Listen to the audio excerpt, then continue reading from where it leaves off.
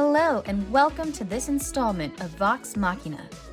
As your narrator, I'll be bringing fantastic works of fiction from the page to your eardrums. Uploads will be posted weekly, so be sure to subscribe and hit the alerts bell to be notified when new installments are available. Got a story you think deserves the Vox Machina treatment? Let me know in a comment and you might just hear it in a future episode. Thanks for listening and on with the show. In Bad Faith by Fencer X. Episode 3. He spent the rest of the evening rousting all the remaining demonoids from the premises. He was working on fumes by this point, but he wanted to report having done as thorough a job as he possibly could have before being quit of this place for good. Old Burn showed up when he made motions to run a final inspection of the West Wing, and though Harry made a few aborted attempts to get the old elf to spill what was really going on, his efforts were met with stony silence. Worse still, he found he was now barred from entering not only the West Wing, where Malfoy presumably had rooms, but also the basement itself, likely to ensure he didn't mess with the portal. Harry decided that was his cue to fuck off. Malfoy could handle the rest of his demons, real and imagined, himself. But when he sat down at his desk in the study of number 12 Grimmauld Place, quill in hand to pen his report, something stalled him. It was only he hated to leave a job unfinished, and he really didn't want to report this note pit business. Not out of any pity for Malfoy, mind you. It was simply that it was a lot of paperwork, and he'd probably be called in for interviews and testimony. In the end, Malfoy's already shitty life would just get worse, and Harry's would take a nosedive on the back end. So it was, out of sheer self-preservation and a staunch desire to see his free time for the foreseeable future preserved, that Harry decided to be the bigger person, cut Malfoy a break he very much did not deserve, and ensure the portal got closed and stayed that way this time. Malfoy Manor was warded to the teeth. This much Harry could have told you without having had to snoop about inside. The trick was, he was old enough and wise enough now to have taken a free moment between the impedimentas and flippendos, while old Burn was attempting to remove a set of bushy eyebrows painted onto a portrait of what was evidently Malfoy's great-great-great-aunt, to quietly key himself into said wards. He would only be returning to finish a job he had been directed by the Ministry to do, even if he was bending the law to do so.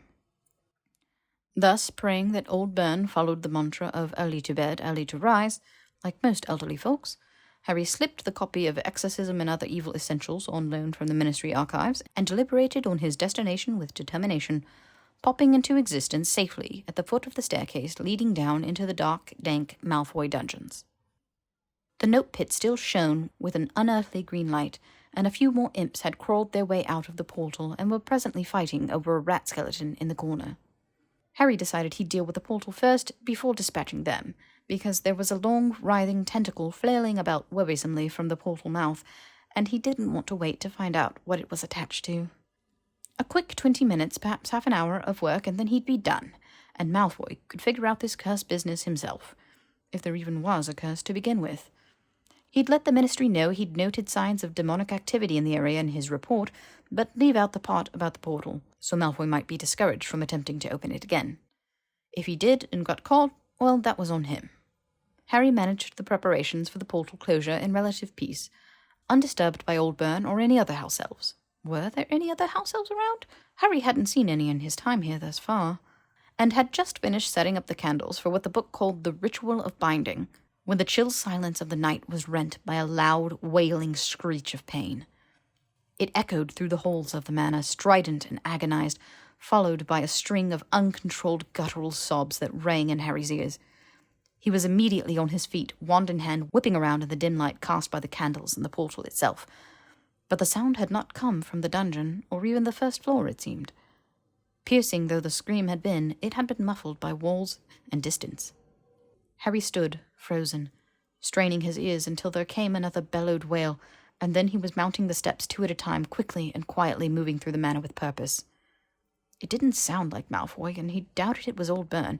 It didn't even sound human, but something was in pain, or causing pain, and if something more dangerous than an imp had managed to slip through that portal, Harry meant to dispatch it post-haste.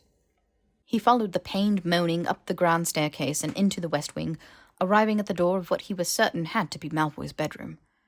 Bracing himself for the stomach-churningly familiar sight of Draco Malfoy sprawled on the floor and bleeding out from massive chest wounds, Harry swallowed and leaned on the golden door handle, pressing inside with quiet trepidation.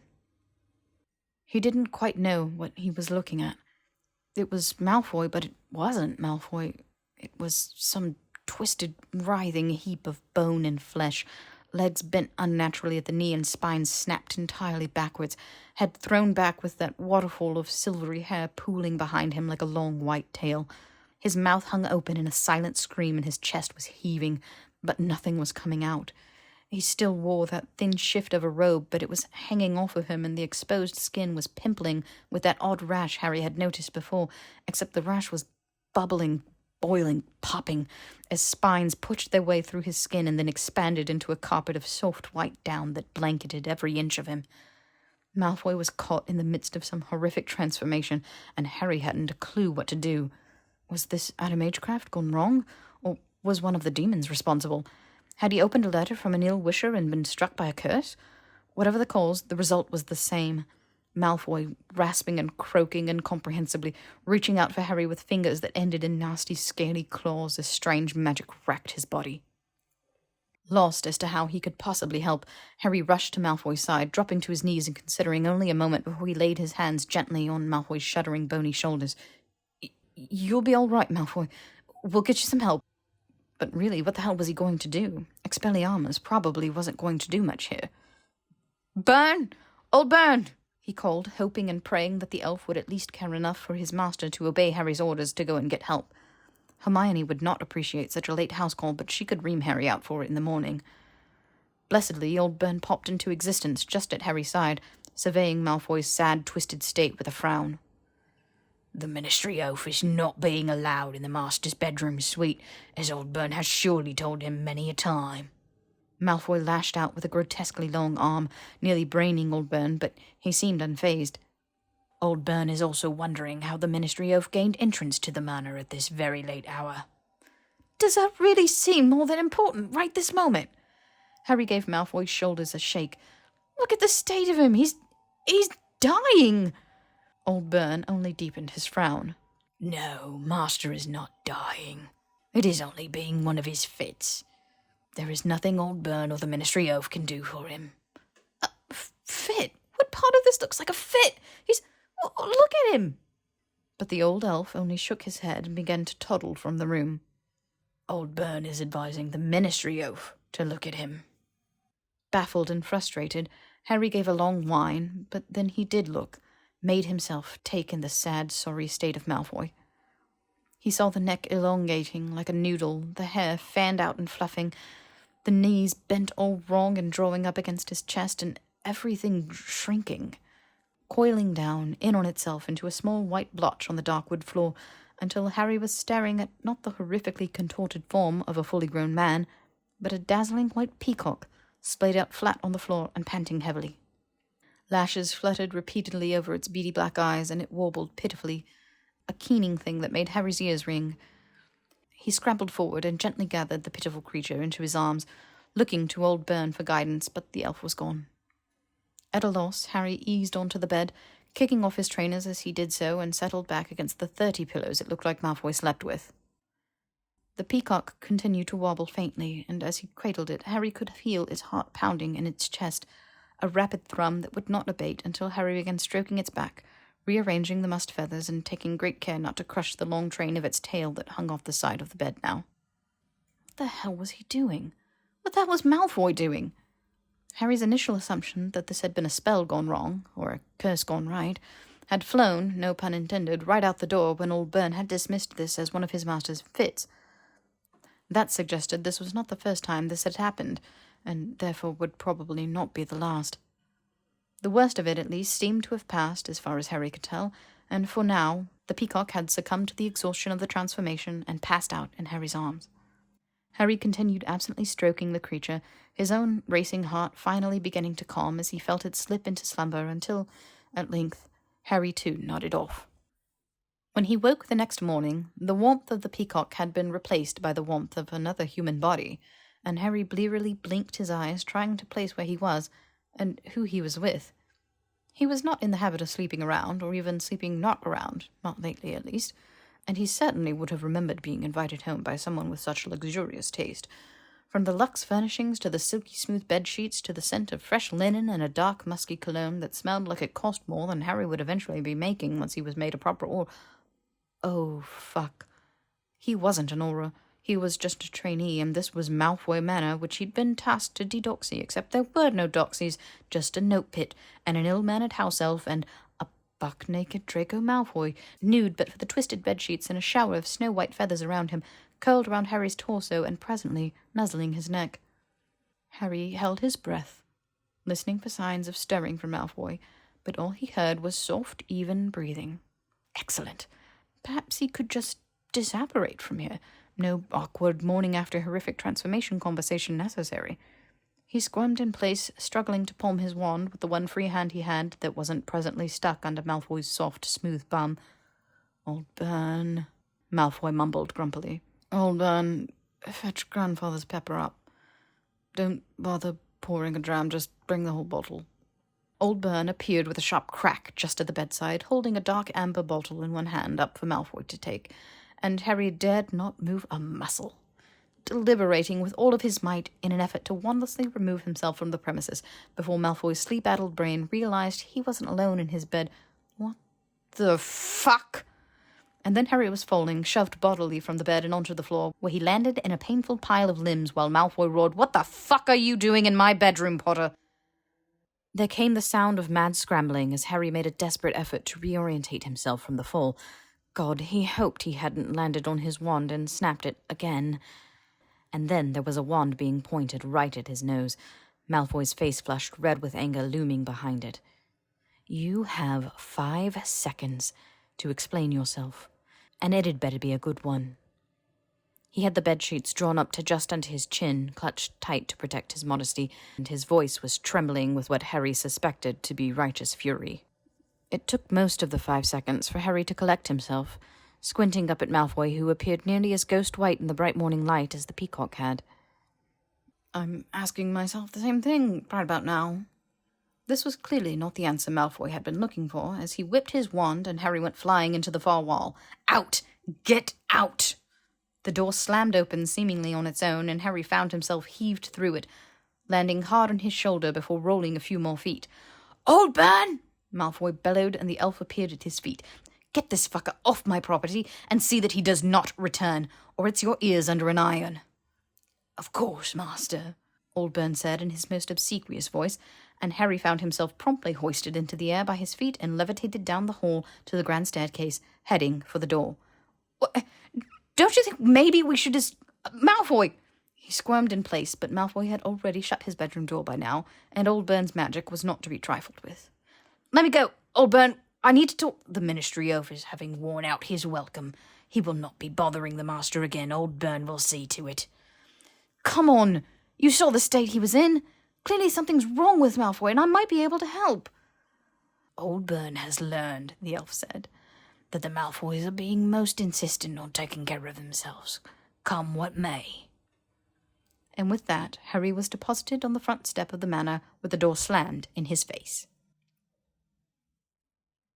It being a Monday, Harry was obliged to go into the ministry and at least report the status of his task, so he quickly apparated back home, showered and dressed at light speed, and made his way to the cramped little corner of the bullpen the DMLE had set aside for use by the trainee auras. Terry Boot, the only one of Harry's classmates to still be in the running for an aura position, nodded at him brightly before returning to scribbling what looked to be a lengthy report. Last Harry had heard, Terry had been helping investigate a doping scandal in the Department of Magical Games and Sports. Harry had never known such jealousy in his life, and it was eating away at him hard right about now.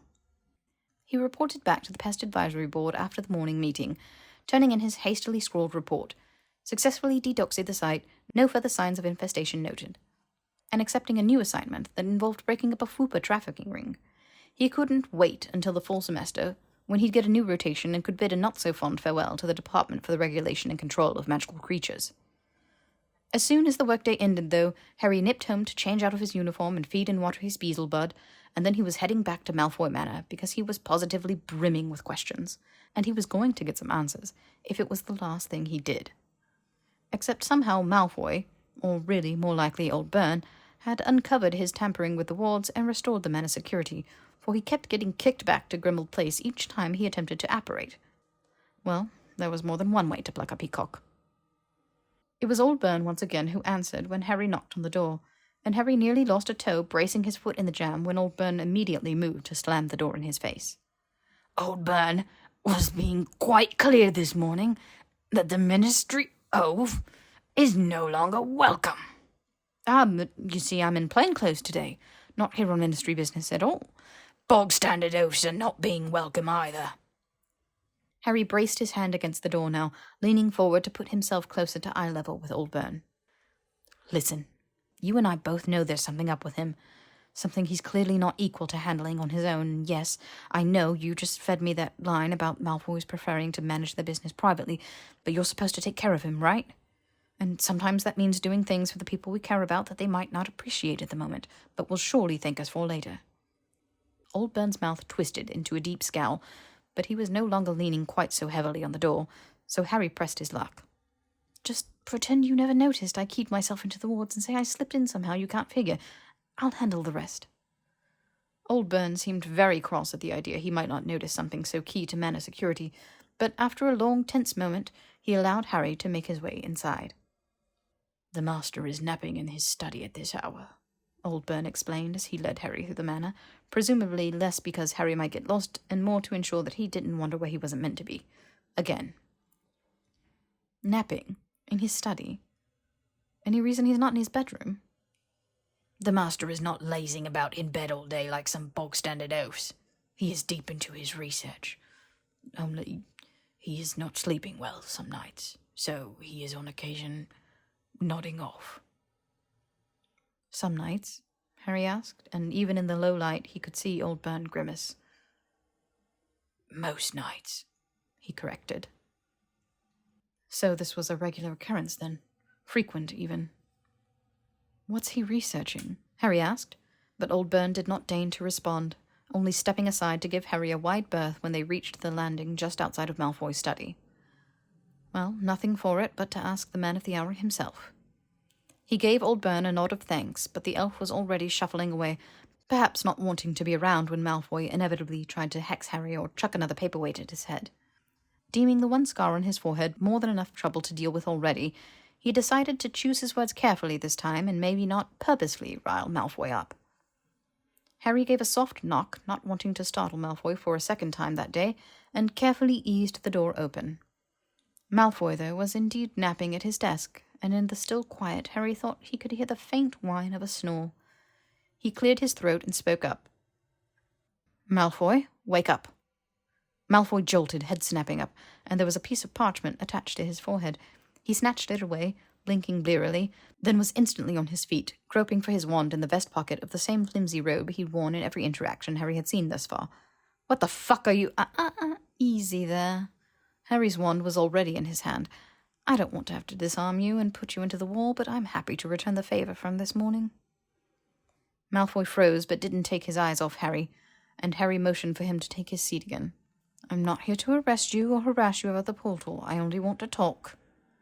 Malfoy swallowed, then bellowed, "Old Byrne!" "Silencio," Harry sighed, and Malfoy's head was immediately encased in a bubble of silence. Harry watched him shout himself hoarse for a good 30 seconds before shaking his head. "Are we really going to do this every time? I mean, this is, the third time we've interacted in nearly as many days? And all 3 times you've tried to have me removed from the premises before I had a chance to explain myself." Malfoy's answering glower was nearly dark enough to douse the lamps burning in their sconces around the study. "Now, I'm going to unsilence you, and you're not going to cast anything on me because the last guy who tried it got hit with his own rebounding curse. Old Byrne doesn't know I'm here, so don't try and punish him for me slipping through your very poorly secured wards." Malfoy's facial muscles were spasming like he just bit into a live wire, but he wasn't reaching for his wand, so Harry was going to count that as a win. All right. Finite incantatem. That Malfoy didn't immediately lay into him verbally was win number 2, Harry decided, and when he finally did speak, it was in a voice soft with threat rather than a roaring bellow, so win number 3. Everything was coming up Harry this evening. Forgive me for not showing more courtesy to someone who'd popped into my bedchamber unawares. Okay, well, you've got a point there, but if you'd let me explain myself, you mistake me for someone who cared why you were there and didn't simply want you out. Another fair point. Damn, this conversation really wasn't going quite how he'd expected it would. But I did have a good reason. I'm certain you think you did. And his patience with Malfoy was rapidly wearing thin, so he took a breath and dove right to the heart of the matter. I saw you. Writhing on the ground, body racked with pain, screaming. Malfoy's already sallow face went sheet white, throat bobbing as he swallowed quickly. I saw the creature, the peacock. Was that really you, then? Malfoy exhaled sharply. I've yet to hear this good reason you had for not only being in my home in the dead of night, but my bedroom. How kindly does the Ministry look upon its employees trespassing on private citizens' property, I wonder? Threatening to get me sacked isn't going to make me forget what I saw. I don't think I could forget it, even if I wanted to. This conversation is over, Malfoy said, standing, and Harry crossed the distance between them before Malfoy could lay hands on his wand. On that, I'm afraid you're sorely mistaken. I let the note pit stuff go when I really ought to have pressed harder, and I let my temper get the better of me when I ought to be used to that kind of thing from you by now. I'm not going to make either mistake again. I'm not leaving here until you tell me what the hell is going on. So no more of your pithy remarks, no more flimsy lies. You'll tell me what's going on, or, Malfoy said, chin jutting out in stark defiance. Or I'll report to my superiors that old Burns should be deposed for testimony. Under recent revision to elf legislation, owners are barred from forbidding their house elves to testify fully and completely before a court. I gather an elf that old has quite a few tidbits to share about the Malfoy line, no? Malfoy purpled with rage, and Harry thought the bulging blood vessel on his temple might actually explode this time. But perhaps still too worn out by the transformation, Malfoy only sank into his chair, defeated, and hunched forward with his head in his hands. The pity was starting to build back up again, so Harry said, He's clearly worried about you, in his own way. Of course he is, Malfoy muttered. If I lose possession of him, he goes back to serve Mother in Wizarding Paris, and he hates the French. It was difficult to tell if Malfoy was being serious or not, so Harry didn't press for more details. After evidently coming to some personal conviction, though, Malfoy settled back in his chair, wiped his face, and leaned onto one elbow. I wasn't lying before. I'm afraid you'll have to be a bit more specific about which lie wasn't actually a lie. Malfoy rolled his eyes. It really is a blood curse. Only it has fuck all to do with the Dark Lord. He sucked on his teeth, clearly still loath to share the gruesome details of whatever this blood curse actually was, but Harry wasn't about to let him off with just the broad strokes. I don't suppose in your grand total of 5 whole minutes spent in the library during our school years, you learned anything about maledicti, did you? Harry searched his memory, which of late was mostly preoccupied with statutes and bylaws and enough legalese to drown a dragon in. He shook his head, and Malfoy released a derisive little snort. Of course you didn't. Well, way back in the days of yore, one of my very distant ancestors made the exceedingly stupid decision to double-cross the wrong sort. A hag, and a vengeful one at that. Are there any other types of hag? Do you want to hear this or not? Harry ducked his head, and Malfoy sighed, but continued. Maybe he really did like the sound of his own voice. The hag, being a hag, couldn't just hex the bastard and be done with it. No, she decided to curse his line. Gave us our name, even, when she did so. Bad faith breeds bad magic. He leaned forward, resting his elbows on the desk and steepling his fingers, staring at nothing. The curse places a certain condition on the life of a Malfoy child at birth. If the child meets that condition by his 20th birthday, then all is well. However, should he fail to satisfy the condition... He left the thread hanging, and Harry picked it up. You turn into a peacock. Malfoy nodded, and Harry wrinkled his nose, then realized. Wait, but you aren't 20 yet, right? Your birthday isn't till... Fuck, when was the kid's birthday? Summer sometime, wasn't it? June, and indeed, this is but a delightful prelude of what I can expect in another 2 months' time. Harry shook his head in an effort to sort all the pieces of the puzzle being laid out before him. Prelude, you mean it'll be permanent, then? Obviously, Malfoy scoffed. This isn't an magecraft, you dolt. It's a fucking curse. Of course it's permanent. Well, Harry could feel his throat starting to tighten in panic. Well, surely there must be some way to undo it. Yes, surely there must. Why not ask the other 7 of my ancestors who failed to meet the deadline how that worked out for them? They should be eating Mother's rose bushes and shitting in the central fountain right about now. Harry boggled as he realized the implication. You're saying those peacocks your family keeps on the grounds are other Malfoys? He grimaced, horrified. That's macabre. Malfoy wagged a finger his way. Don't ever try and say my father didn't have a dark sense of humor. Okay, so Malfoy was going to turn into a peacock in 2 months, an evidently exceedingly painful and permanent process, and there was nothing anyone could do to stop it. That sounded like a bunch of bullshit to Harry. Surely it couldn't be any more difficult to manage than breaking into Gringotts, right? You said there was a condition that had to be met? What is it? Why can't you meet it?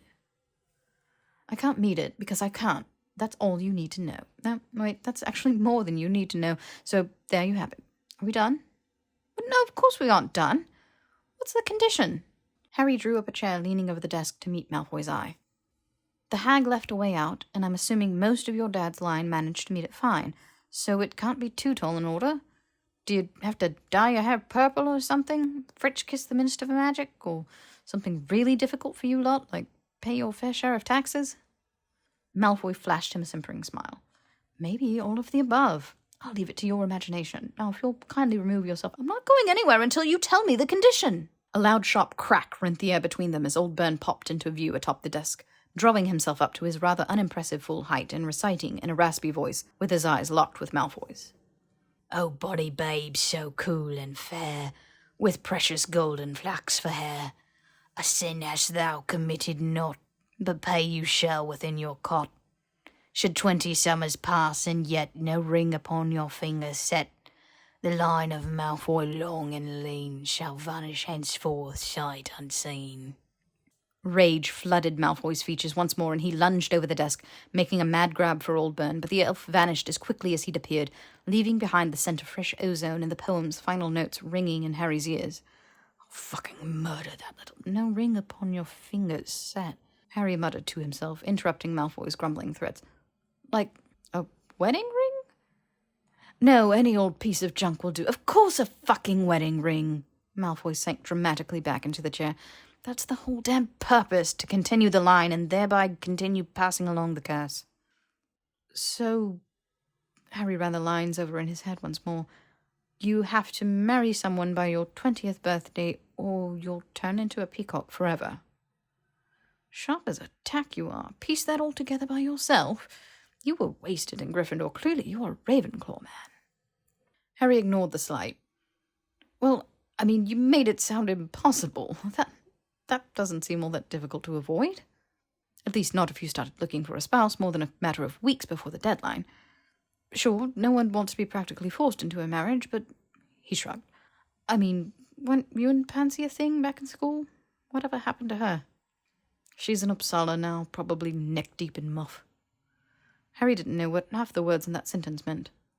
And even if she were amenable to a marriage of convenience, her family would never stand for it, nor would the families of any other eligible youths in good standing who care at all about their image. Harry rolled his eyes. Okay, so then find someone who doesn't care about their image. Right, yes, because so many folks are just lining up to get hitched to a Death Eater, Malfoy spat. I wasn't referring to social standing, you realize. It was starting to sound like Malfoy didn't want to get married at all, and Harry threw up his hands. Fine, marry a muggle if you're so asked about it. They'll see the mark and just think you're into ink and leave it at that. He knew Malfoy would be revolted by the idea, but that was half the fun, really. But Malfoy was eyeing him shrewdly and didn't seem up to taking the bait. All right. Tell me just how I'm supposed to convince a muggle to marry me without first breaking the statute of secrecy. Wizards marry muggles all the time, and have to jump through a lot of bureaucratic hoops to do so. Then skip the discussion of magic for now and just offer them a boatload of cash. Muggles will do a lot if they think they're going to get properly compensated for the effort, you'll find. Aren't you not loaded? Just... Harry gestured vaguely. Make up a story. Say it's your grandmother's dying wish to see you hitched even though you're a confirmed bachelor, and then pay them off. I'm sure you'll get some bites. Those bites would come from less than reputable sorts for sure, but it didn't sound like Malfoy really had all that much choice in the matter. Malfoy only stared at him, though, lips curling into a grin, and then he laughed. With what money? He pounded a fist on the desk. This and all of this? He waved a hand around the study. This is all that's left of our fortune. Any liquid funds we had were entirely garnished after the war for reparations. It's half the reason Mother fucked off to Paris. The house elves are gone, all but Old Burn at least. The gardens have gone to pot because we can't afford anyone to keep them up anymore, and thank the gods I'm under house arrest, as I've got fuck all to wear aside from hand-me-downs from my great-uncle Sardinius. God, trust Draco Malfoy to keep his standards sky high in the face of a doomed existence. Harry wanted to laugh until he realized why he'd been tasked with checking out the manor in the first place. Wait, so you're saying that rather than try speed dating, you thought you'd just summon a demon? That's what you wanted to make a pact for, to break the curse? He'd given the Git far too much credit. This really was Malfoy just trying to take the easy way out. Except in this case, the easy way out would probably threaten the wizarding community at large. No one fucking asked for your shy opinion, you know. No, but you invited it by making spectacularly horrible decisions. Again! God, it's like you learned nothing from the last 5 or so years. Did you even think to, I don't know, tell literally anyone about this? Maybe see if someone smarter than you, because, shockingly, there are a few such rare gems out there, if they couldn't think of a way out of your predicament that didn't involve just saying yes to the dress? Malfoy opened his mouth, but Harry was on a roll. No, of course you didn't, because God forbid you accept help from anyone. It was the little crystal dragon again that came flying towards him, evidently having been meticulously mended after their last run-in, and Harry batted it away, but Malfoy was already on his feet, one clenched tight in his grip. He was shaking visibly, and his eyes had gone beady and black, and oh shit, his skin was starting to break out in that rash like before. Was he going to just explode into the peacock? Was it tied to emotional outbursts? A melodramatic little shit like Draco Malfoy was going to be fending off rogue transformations every 5 minutes in that case. You don't have the first fucking clue what it's like to be me, and thank God for that, so don't stand there and pretend you have any right to lecture me. I didn't want you here in the first place, and you can run off and tell tales to your superiors all you like. Turn Old Burn upside down and give him a shake, see what secrets come spilling out if that's how you get your rocks off, but I'm fucking done. And he punctuated his little tirade with a depulso strong enough it knocked the wind out of Harry when he went flying up the door of the study and hit the hallway wall just behind it. The door then slammed in his face, the sound echoing through the empty halls of the manor. The bog standard oaf is clearly being most eloquent in his arguments with the master. Fuck off, Old Burn, Harry grunted as he heaved himself upright, dusting off his knees. He doesn't want my help, so I'm not going to force it on him. Old Burn has told the bog standard oaf. Yeah, he sighed, staring down at Old Burn. He doesn't deserve your loyalty, you know. He was a horrible child, and he's grown into an equally horrible man, and he'll never show you an ounce of gratitude for what you're trying to do for him. No wizard is ever showing a house elf an ounce of gratitude. Why should Old Burn be surprised? Our loyalty is not being earned. It is our gift to give. The bog standard oaf is not a child himself and should be knowing these things by now. And though Harry did not entirely agree with all of that, he'd tried to be kind to all the house elves he'd ever met, even the ones who really didn't deserve it. He let Old Burn have his age-addled delusions, and with a nod, he took his leave. Old Burn did not insist on accompanying him this time. Harry slammed the front door behind him, stomping out onto the front lawn in a huff, when a plaintive peeping cry called his attention. He whirled around, wand in hand, and found himself staring at a peacock. No, 3 peacocks, out for an evening stroll. They pecked at the tall grass, their long tails rustling softly behind them as they walked. The one that had called out to him had a broken crest and looked like it had lost a few patches of feathers over the years, perhaps from stress. It watched Harry for several long moments, then waddled back to join its fellows. Harry wondered which ancestor that had been, and if Malfoy too would join their flock in 2 months' time. Maybe he would, maybe he wouldn't. It certainly wasn't any of Harry's concern, and with a final disgusted scoff, he turned on his heel and disapparated.